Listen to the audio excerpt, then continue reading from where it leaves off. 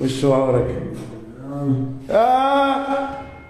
انا يطلع لي اسد، ده انا بخاف من الكلب يطلع لي اسد.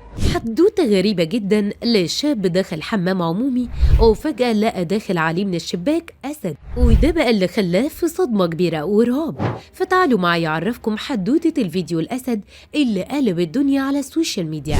ويا ترى إزاي قدر الشاب ده يتصرف عشان ينقذ روحه من أنياب الأسد الشرس المتوحش؟ وإيه هي أغرب التعليقات على الحدوتة دي؟